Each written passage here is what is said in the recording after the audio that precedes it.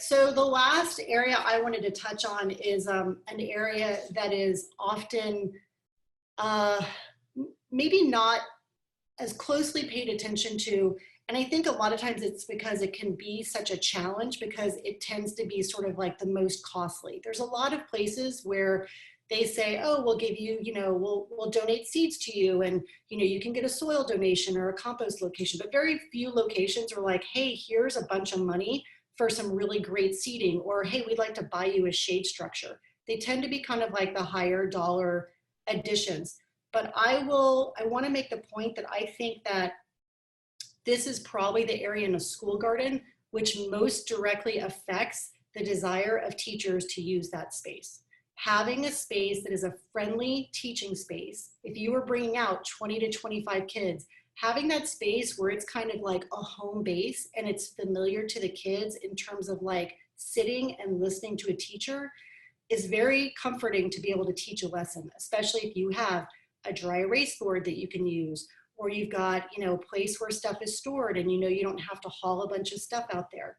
So I just want to make the point that I think it's very important every year to sort of do an audit of what you have in terms of hardscape. Make sure that your shed is working for you. If the door jams or everyone's forgotten the combination to the lock, that is not working for teachers going out there. It's one more obstacle that they have to overcome.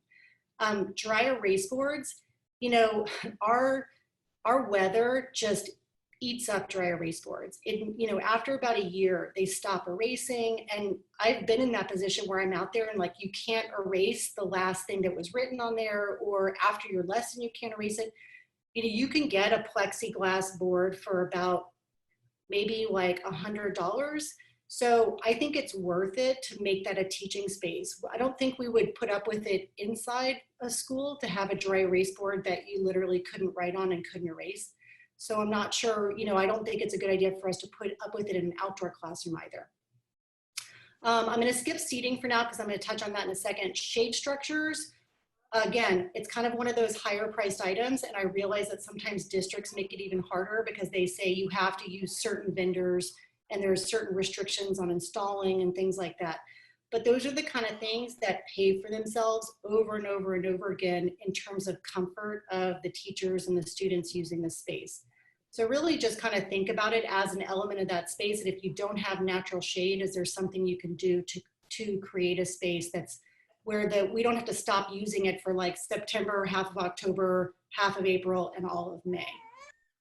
And then, tables are just a nice thing to have out there for either demonstrations by the teacher, or maybe they're like folding tables that could be taken out of the storage area.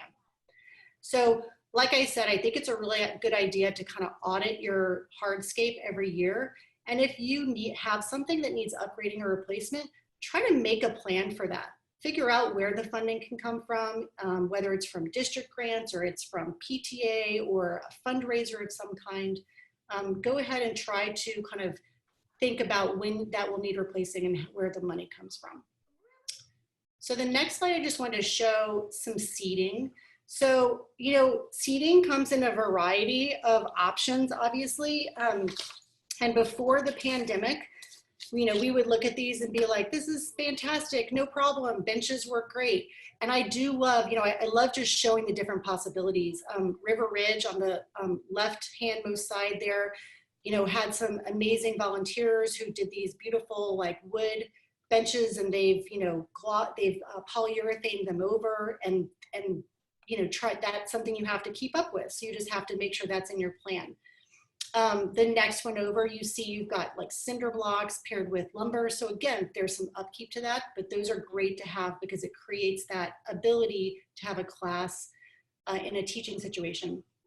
So I just wanted to show this last option because Laurel Mountain actually last year purchased some of these stools for their outdoor classroom. And this was before the pandemic and everything, but now it's like, I look at that and I go, oh, well now maybe flexibility is a really good option. I wouldn't have really pushed that before, but we taught a lesson at Laurel Mountain where we actually use these as little individual tables, and then obviously students can use them and you can put them in whatever formation is needed. So just kind of consider what's a good investment for your school garden in terms of seating.